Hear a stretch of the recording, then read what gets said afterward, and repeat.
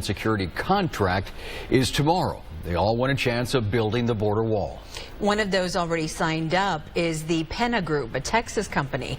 Channel 5's Carolina Cruz spoke with the CEO, who says he's no stranger to our border towns. CEO Michael Evangelista-Ysasaga says he's closely tied to the valley, from Laredo to McAllen. I did construction A life dedicated to being a lawyer wasn't cutting it for Michael Evangelista-Ysasaga. He opted for a career more in line with his family roots. I decided that for me, the better thing to do was to put on a hard hat, yellow vest, enjoy the fresh air rather than put on a tie every day. He's the CEO for a U.S. military and government contractor. The company is bidding for the construction of the border wall between the U.S. and Mexico. We just refuse to sit this one out, and I know we're catching the heat for it, but I would rather be a productive voice at that table.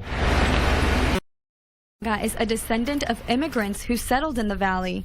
He says that background gives him a unique perspective. Whenever I have people talking about immigration, not only do I feel the side of the immigrants, I also look at everybody else and I go, well, to my family, you're all a bunch of immigrants. One side of his family came to the U.S. when it was being colonized by the Spanish. The other came into the country illegally decades ago. They spent their early years right here in the valley. My grandparents immigrated to the United States in the 1930s. They came here undocumented and were later able to get their papers. Evangelista-Ysasaga says the valley is a bit of home for him. His time on the border and ancestors helped shape his mindset.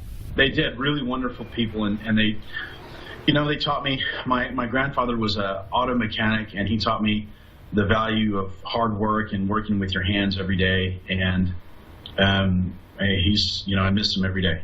The lawyer turned contractor has over 50 cousins. A portion of them live in McAllen, while others are scattered throughout the valley and state.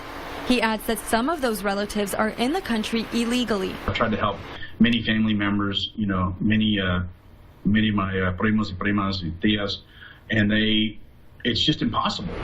Despite the negative comments he's received for bidding on the border wall, he says it's a decision he'll follow through on.